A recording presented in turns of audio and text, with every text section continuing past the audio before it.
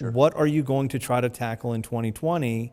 What are a couple of big things you're going to tackle? Because this is also an election year for you. It is. They get here before you know it.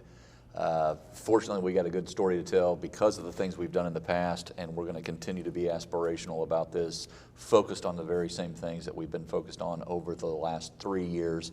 It's served us well, and so you won't be surprised to know that we're going to, focus on how we make our state more attractive economically, strengthen it, and a lot of that has to do with telling the story. So we'll have a department of destination department corporation. Their job is to go out and promote not just the state of Indiana, but try to recruit people here, whether it's students, visitors, jobs, talent. They'll be out to do that. We're going to be doing some things to try to triple our defense investment. We have scaled up in terms of not just manufacturing. We're the #1 manufacturing state per capita in the country.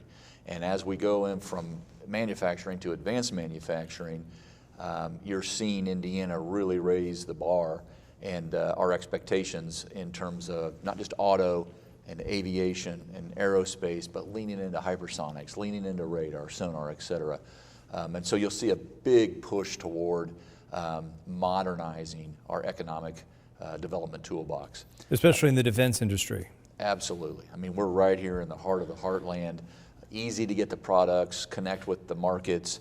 We're a patriotic state, and so it's in our DNA, but it couldn't align better with our skill sets and our universities and colleges. And so the whole education and training programs that we offer are perfectly situated to grow that sector. You talk about education and training. Teachers have rallied here at the Capitol recently. We've seen it happen across the country. What do you make of their rallies? Their voices heard. I agree with them.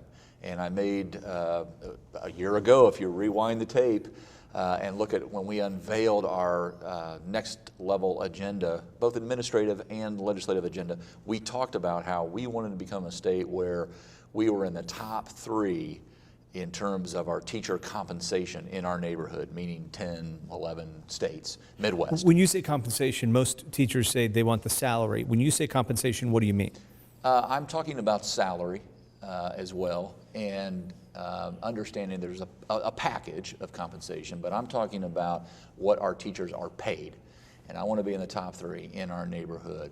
We started at around the 50,000 mark average statewide, because all of our contracts, teacher contracts, are bargained locally. And I think we all agree we want to keep that there. So in the state of Indiana, we're in the top 3, by the way, of states that devote the percentage of our total revenue, over 50%, to education. That's the #1 priority of our state, and it rightly should be so. Now, how do we make sure that those dollars get to the teachers? We just came out of a budget session where we had a historic increase in funding to K-12 education, $763 million, an increase for all total new increased dollars going into our budget, and you take out DCS, Department of Child Services, and Medicaid, 73% of that increase went to K-12, went to education. So we're leaning into this. We know we have a gap to get to that top 3. Fortunately, over 99, and those contracts were bargained here recently, September 15th and November 15th, and we saw 99% of our schools increase teacher pay, and the superintendents of the rural, urban, and suburban associations told myself, told the speaker, told the president pro tem, we hear you, we're going to get this money to teachers. They kept their word, they did. Now, we need to know what that gap is, how much further we need to go so that we can allocate those dollars to meet my goal, which is their goal, to make sure that we're attracting teachers from neighboring states, Ohio, Kentucky, Illinois, Wisconsin, Michigan, to Indiana, and not potentially losing them if salary is your only gauge. The pointed question then goes to how much of this is an Eric Holcomb value and how much of it is knowing that around the country, and especially south of the Indiana border, that governors who appear to have not heard the teachers have paid the price in an election year. This is driven by the goal that we have. We need to make sure that our students are prepared for their next steps, post-secondary education. And to do so, the linchpin in all of that is obviously good parents. I mean, that can't be stressed enough. But also teachers. Students are being prepared and helped on their pathway to prosperity, we hope, at school. And so we have to make sure that we're not just adequately compensating our teachers, but competitively compensating our teachers. And we need some help, obviously, at the local level as well, because that's where this becomes kind of a hodgepodge, where you see a certain teacher that's been there 5 years in one part of the state, and a certain teacher, same job, in a different part of the state, paid differently. So we want to make sure that we're putting in, that we're comfortable that this remains our #1 priority, because those first steps, put you on that right path or that right road. How are you going to pay for it all? Is the expanded gaming, is that helping out? Sports gaming, you legalized sports gaming this year. You wouldn't bet on it paying for all that. It's A, not enough. B, you wouldn't want to rely on that. Fortunately, in the state of Indiana, we're growing. And so our revenue is up. Our reserves are up. Now, you don't want to pillage and draw your reserves down to where you would lose that AAA, credit rating, because that affects other people borrowing money too at a single-digit rate. The good news is our state revenues are growing, and so we'll be able to allocate, if we make it a priority, it will be my priority, to get us into that, again, not just adequate, but competitive level. Sports gaming, was it a smart bet? Did the state do the right thing? And were you happy you signed that still? Absolutely, yeah. I mean, it was occurring already, and just like most of the world, convenience is a factor to the consumer, and we know that so much is being done mobily, and this was an accommodation toward that end. What about in this and regulated, by the way, so we're not giving up, we're not loosening, but we're making it more fan-centric. What about in this next year, medical or recreational marijuana or both coming up? Can you support either one of those? I can't at this time, because I've taken a couple oaths in my life, raised my hand and swore to uphold the law, this being one of them. It is illegal. It is a controlled substance. It is illegal per the federal administration. The law needs to change there first. Having said that, we have the good fortune of having one of the best agricultural schools in the country, one of the best medical schools in the country, Purdue, IU, Indiana University, and they've agreed to do some of the medical research and any of the agricultural research that would need to really occur, so that we have solid research that could inform whether or not the law should be changed, for primarily, from my perspective, the medical perspective. For medical, open-minded to the research. Recreational, are you open-minded at all? Not convinced at all. I have some people say, look at states like Colorado and some of the others that have cashed in, they're making a lot of tax money. They're creating a lot of expenses too. I just left a group of governors that have talked about the enormous inventory that's sitting on the shelves of these states that thought this would be this cash cow. And what's happened is THC levels in babies' bloodstreams being delivered at hospitals is spiking. What's happened is accidents on the road are spiking. What's happened is accidents in the workplace are spiking. What wasn't taken into account was the level of THC, the potency of marijuana today compared to I'm not talking about Woodstock era, I'm talking about 10 years ago, is off the charts more potent. And so we need solid medical research. We know what it does to the developing brain. We also are learning more and more of the adverse effects in terms of behavior, in terms of depression, in terms of the motivation of an individual when they are under that influence. And so this is of great concern. Look, it was just announced, a survey was just announced that 1 out of 5 American high school students has vaped marijuana. So if you want to make something, more young people do something, make it available legally first, and this is not healthy toward that end. Where are you at on some of these bills to push vaping and tobacco products to 21 years or outlaw some of the flavors? I am preaching it from the mountaintop. We need to do all we can in terms of, especially on the awareness front, making sure folks know how this can adversely affect their children. Because a lot of our students, I mean, this has spiked up in high school, 400% over the last handful of years. In high school, it's gone up 300%. In middle school, I used to thought I was getting away with something by chewing gum in class. Now folks are vaping marijuana in middle school. We got a problem.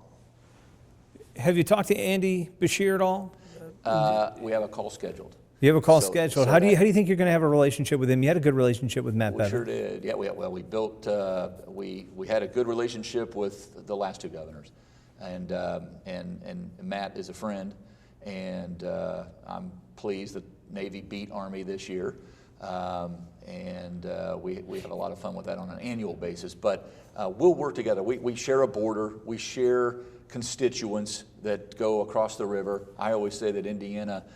Kentucky's kind of like Egypt to us. Every day, folks wake up and they look across the river at the Promised Land and want to get over here to Indiana. So we'll keep working together so the whole region is strong.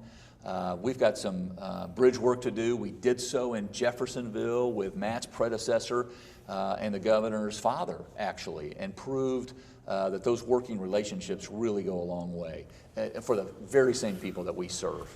I have to ask you this question because of your relationship and knowing that we don't know how the end of this year is going to shape up for you, but when it comes to political pardons, what's your take on pardons, especially considering what has been in the headlines with somebody that you had a good relationship with, Matt Bevin? Well, I haven't gone through line by line of anyone else's pardons here. I had. Can you see yourself pardoning somebody in the last hours, or would you put out news releases? What would you do? What I try to do is make it a practice when I'm considering pardons, clemency issues, is to do it pre-Thanksgiving. It's just a time where I can allocate enough space on my calendar to really focus in and really understand and do a real deep dive into each and every case. There haven't been a lot of them. But what I look for, my philosophy, so the answer to your question is, there's about a month and a half of review before the end of the year. I obviously consider what the parole board has recommended. I obviously consider whether or not someone has owned up to the bad decision that they made to get them to where they're at, take responsibility for it. I pay a lot of attention to what have they done with their time while incarcerated. Have they we call it the Department of Corrections, well, have they corrected their life? And have we helped course correct? And have they given back? Have they tried to take their mistake and use it not as a why me, but a why not me? How can I help? And so, many of the folks that I've considered have done all those, checked all those boxes, but gone on to earn their GED, earn their associates, earn their bachelor's degree, teach others, and have a positive influence on others, and have not gotten in trouble while they've been in. Today, we anticipate that the President of the United States will face an impeachment vote in Congress. It's happening as we speak. What's your take on the impeachment efforts and Donald Trump? Well, I try to pay most attention. How can you miss? Your boss is your former boss is his vice president. Yep. And I was just in Washington D.C. yesterday at a roundtable. I think it's a lot of political theater, a lot of drama. I think most Hoosiers, and this is my kind of reference point or my lens that keeps me informed on what's really being talked about on the ground. A, they don't bring it up. B, if it's on a television, most Hoosiers that have shared their opinion with me think, we got an election less than a year away. We've seen, or we think we know how the end of this movie is going to end, these proceedings. something may happen in the House, something's going to happen in the Senate if it makes it over there, which it looks like it will, and then we're going to move on to an election. And how much time and money was spent in yet this next chapter? The important thing is, for me, is the people will ultimately have the last word. Do you think he broke? And I think there'll be a record turnout because of this, because the country is so polarized and each in their own camps, and it's hardening. It's not lessening.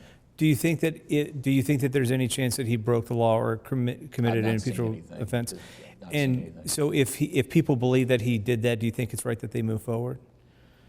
If people believe that maybe there's a lot of ifs there, of which I've not seen any of those ifs being true. Last but question. People have to vote their conscience, and I hope it's based on fact. Last question, because I know we're running out of time. How's Henry doing? Henry runs the show.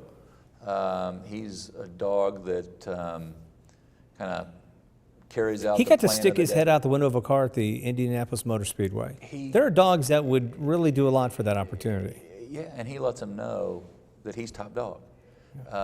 And he has a following that he has to make sure knows every step that he takes. He's been in weddings. He was the ring security at a wedding. Came down center aisle in a tuxedo. Wow. He's been covered in various media outlets. He's a celebrity of sorts. He's done fundraisers for good charitable causes at hospitals. 10,000 followers on social media. He's got a dog's life.